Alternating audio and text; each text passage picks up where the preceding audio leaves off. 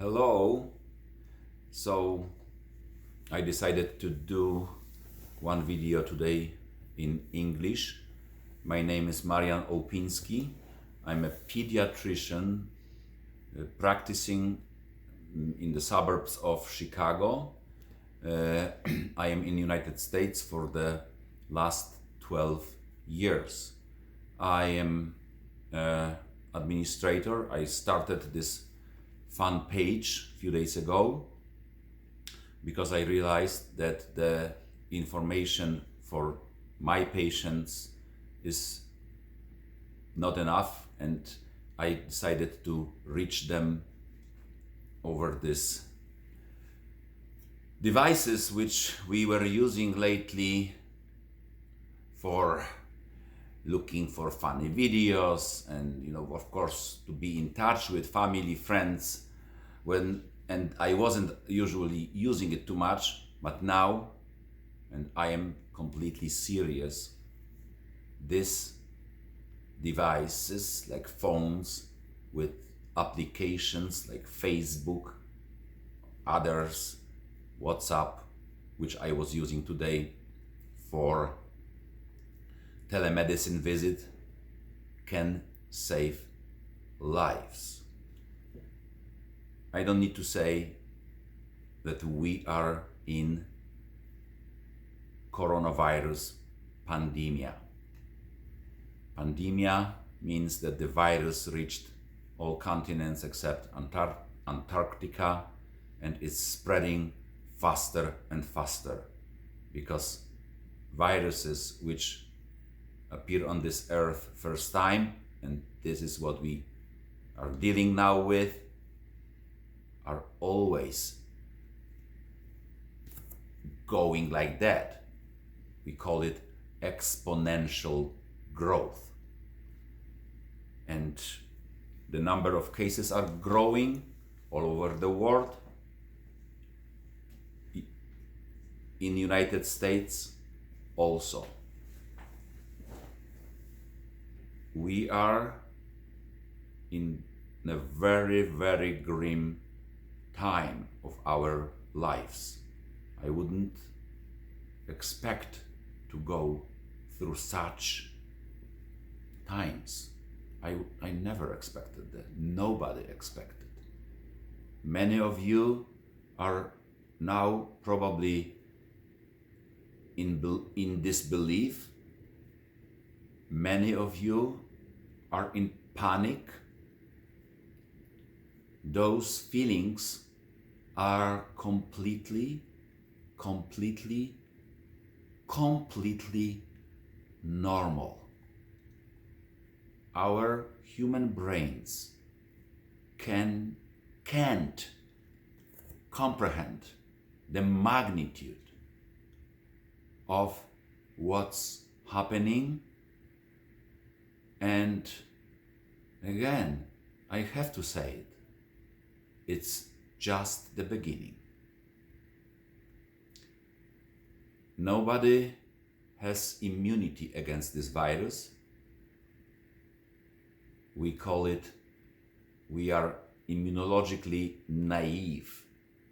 So there are now close to 80,000 people who actually have this immunity only because they already went through it. This virus, as I said, spreading all over the world, hitting Italy so bad that people older than 80 years old are left without help. I said it, and I still don't believe it, but it's true. I am really happy that American President Trump said today during the press conference, first time, that it's bad. He said it to his son, his youngest son. It's bad. Yes, President Trump, You are right. The measures which were undertaken today, which say that you shouldn't gather when there is more than 10 people, that the country is on lockdown. All those measures are the right measures. I highly support them. And doesn't matter now if they were late, because we can't look back.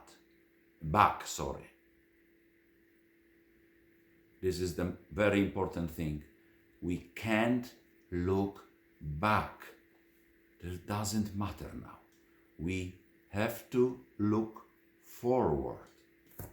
Only forward. Because otherwise there will be a disaster. And now I will try to explain what we can do. But before that, I have to give you some background, which you probably, most of you, didn't hear. There are estimations, prognoses, that over the next year, maybe in the shorter time, around 60 to 70% of Americans will get sick with this virus. And I agree with those prognoses.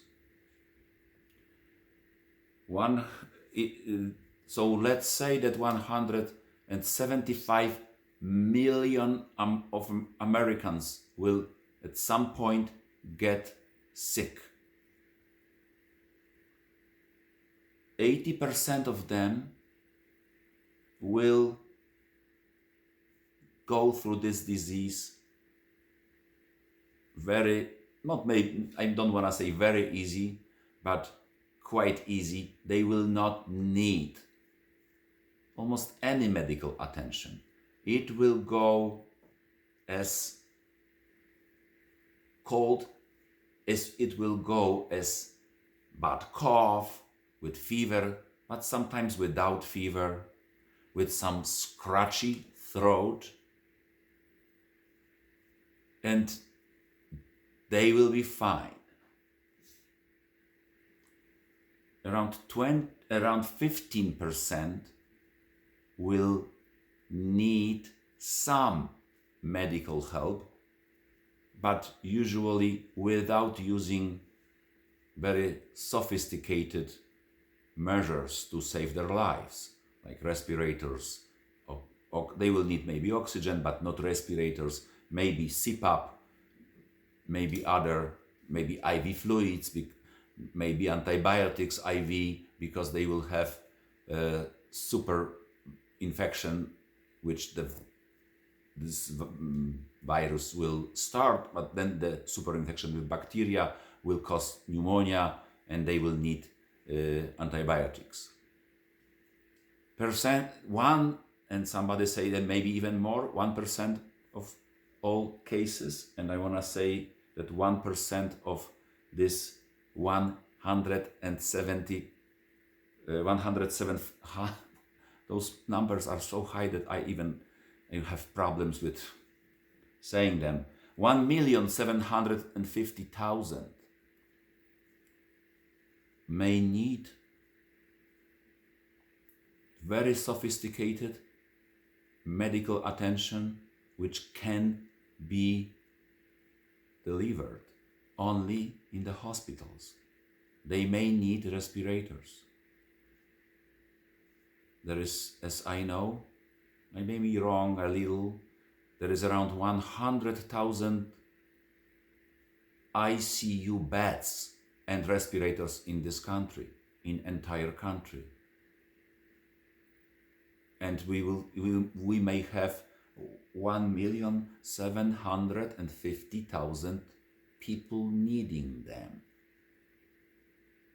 This shows the gravity of this, like Many people were saying and even yesterday, just flu.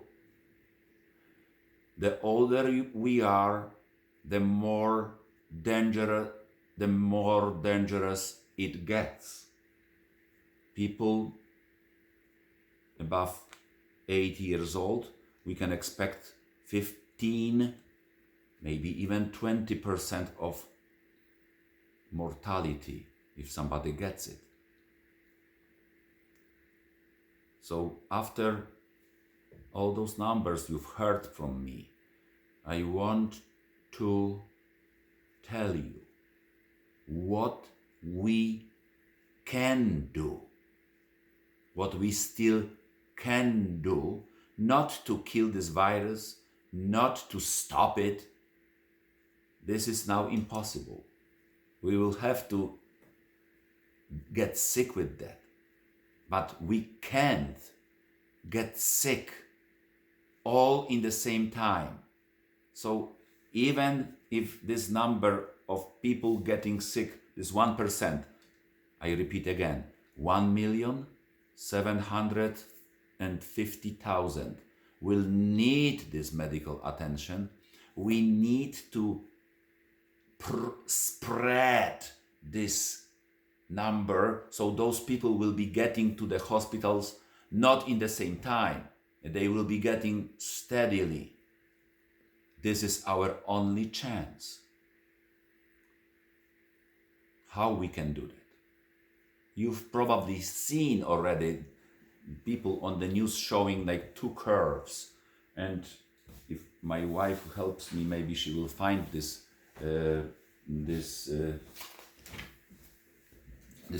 graph, so I will show you too. But you've seen this on many programs. So here is the curve. If this number of cases, this is the daily number of cases. So if I didn't put any numbers, but they are growing exponentially. It means that every other given time, which we now think is 5 days, the number of cases, and I want to emphasize one thing, not the number of confirmed cases, the real number in the society is doubling.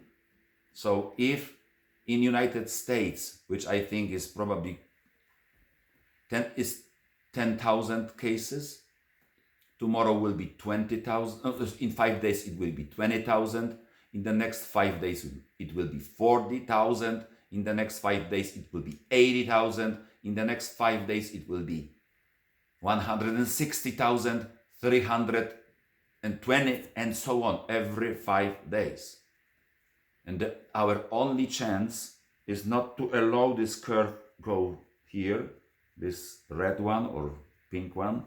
We need to slow down the curve. There is a hashtag, flatten the curve. This is our only chance. How we can do that? We can do that by so-called social distancing. And not this type that, we will be standing far from each other, which nobody does. We went with my wife for a drive yesterday. I wanted to see that in person. We went to downtown Chicago, and what I saw scared me.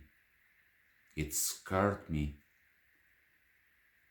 People don't understand that. People have to start understand it. So, to slow down the spread of the virus, we have to do that. We have to hide in our homes. We have to hide in our homes. There is a hashtag, stay home. some use stronger word to emphasize the need of this measure. I won't be doing that here. Why? Because even if somebody inside the house has somehow got the virus, it can pass it only to the members of the family. And all of the people have to quarantine themselves, self-quarantine themselves for 14 days. In this time, this disease will be over. I will say a few words about the symptoms at the end of my speech today. But even if you have it, you will be contained, and then you will leave the room and you will be safe. Of course, there will be situations that there is an old person in this house, and this old person will need medical attention. Of course, it will be happening. But please, take my words seriously and stay home. The employers, please, tell your people, your workers, go home, don't come to work. I know how hard it is. I love American work ethics, but we have to forget it now. I know that not everybody can go home. I have this privilege that I can work with from my office, but from my home for now. I don't know what will happen the next week or 2 weeks. I may be called to the hospital and I will go there. But for now, we have to take the burden of the patients coming to the hospitals, to emergency rooms, from our beloved friends, doctors, nurses, other staff, lab staff, the ambulance crews, paramedics, drivers, police. All those people have to work to make us safe. So don't spread this virus. Stay home. Of course, some of you don't have enough food at home. And now there is a panic. And people in shops are standing so close that they are for sure passing this virus and then passing it to another person and other person. Some of them will have to go to get something to eat. So when you have to do that, please, please, please, wear any mask you have. This will always lower the risk that somebody who is sneezing and coughing will give it to you. I know, and this is true, that those simple masks are not the same like those N95, which are gone from everywhere. But any lowering of the load of the virus to our body makes us safer, even if we are sick. And I just heard, because I am following this for the last 6 weeks, and I am asking, begging to do something. Nobody was listening to me. I was called crazy. Some people even 2 days ago wanted to lock me in. I understand that. Our brains can't comprehend it. So when you need to go, make it safe for yourself. I am now recommending if you don't have those, rubber gloves, latex gloves, wear any gloves you have, and then go. Cover your mouth with anything you have. And because you have to lower the risk that this virus will get to you, and it gets to you mostly through your mouth and nose. Don't touch your face.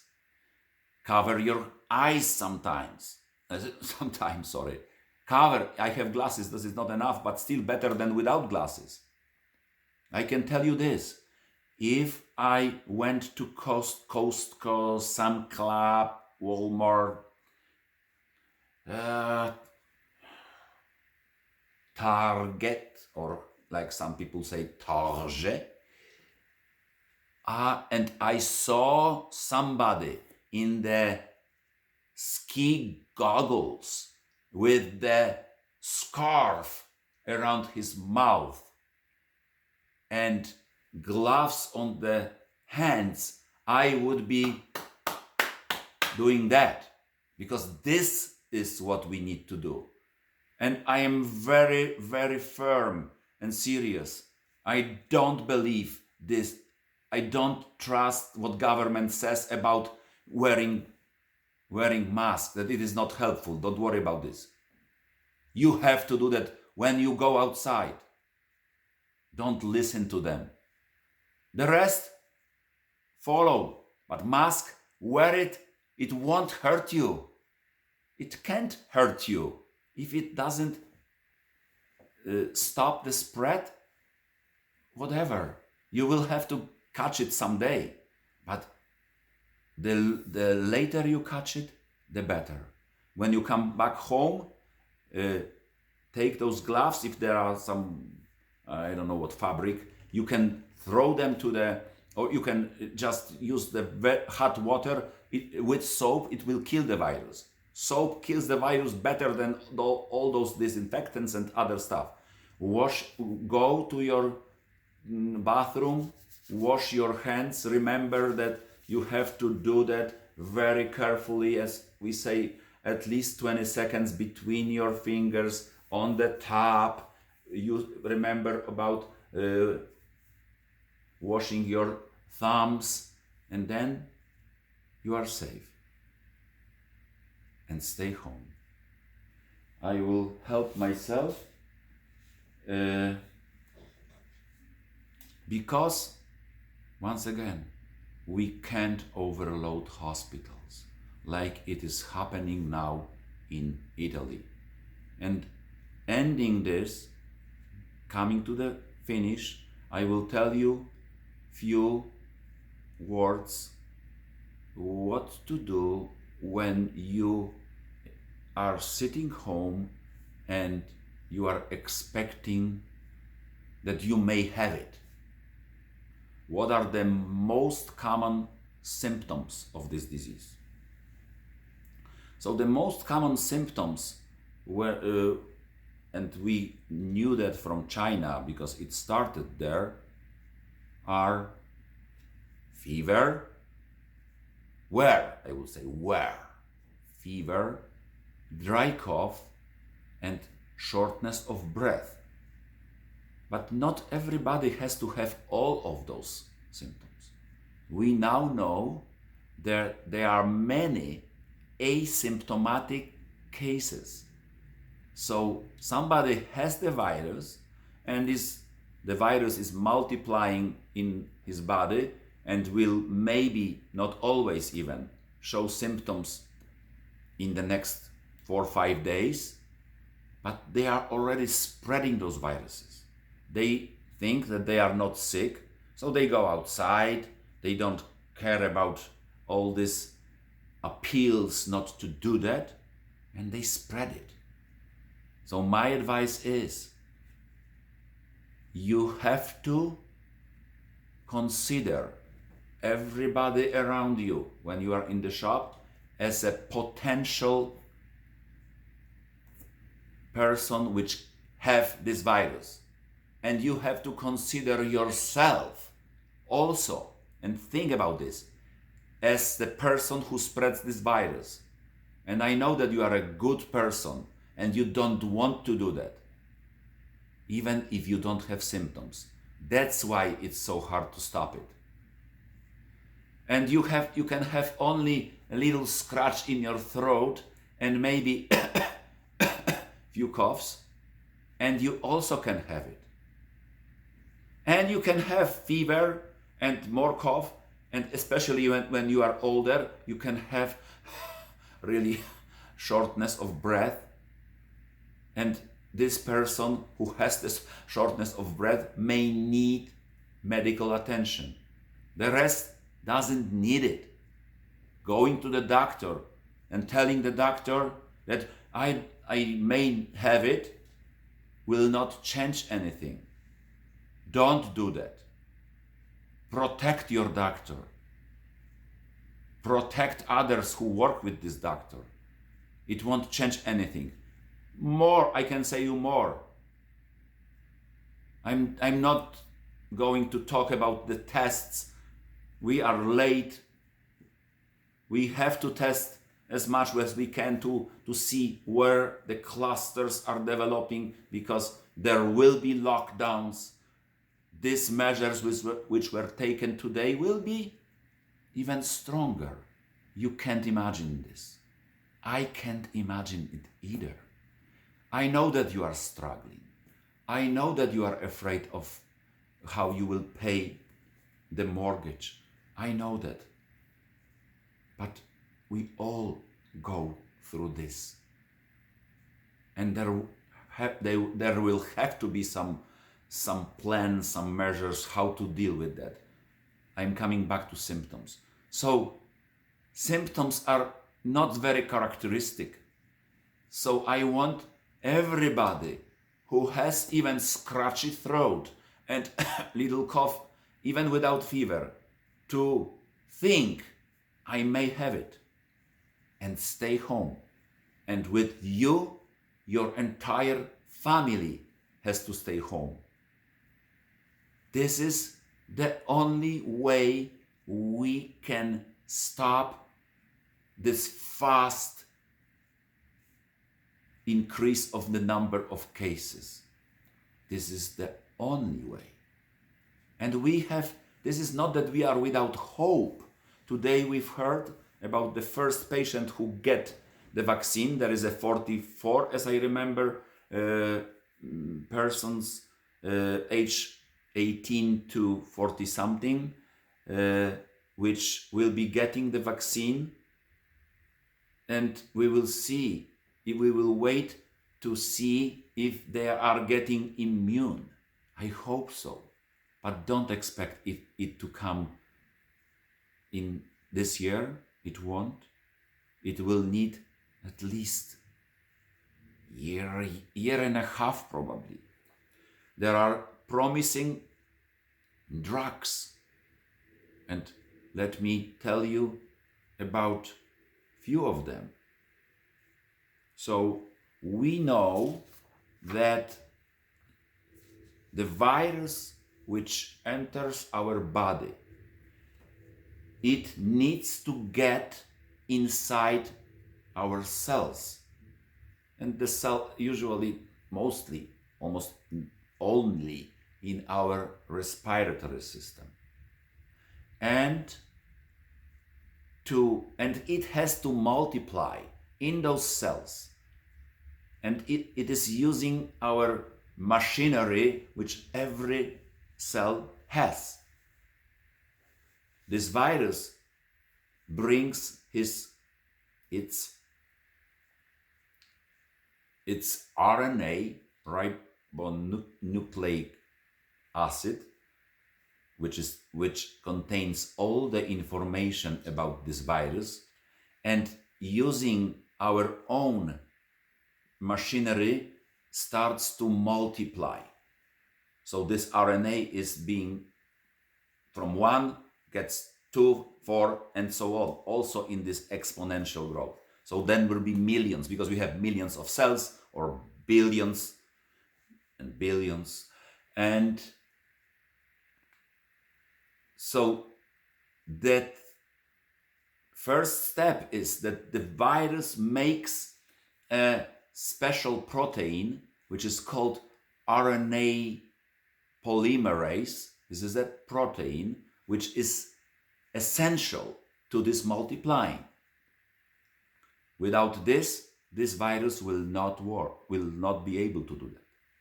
And we know from other studies on other viruses, other coronaviruses, that this polymerase, RNA polymerase, is blocked by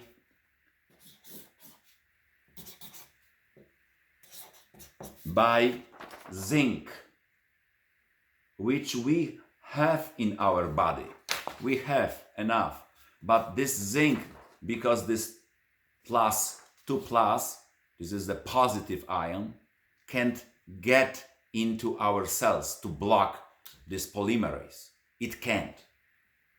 But luckily, we now know that there are medication, very old medications.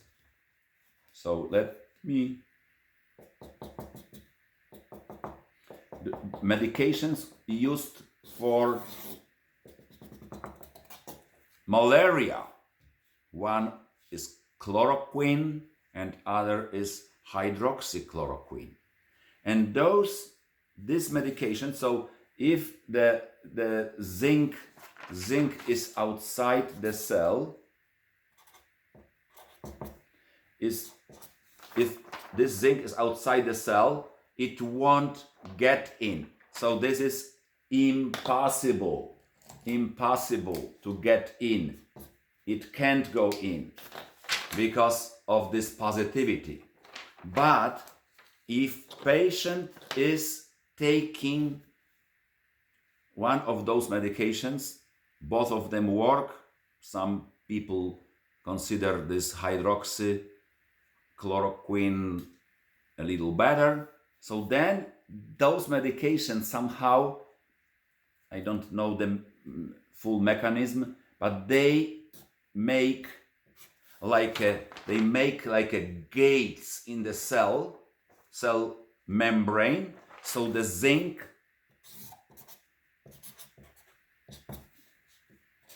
can go in, and then it will start blocking this polymerase.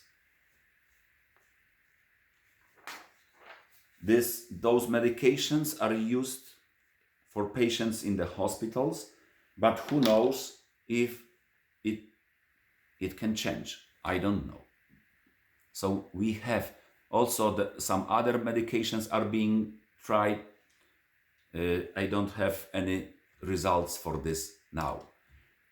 And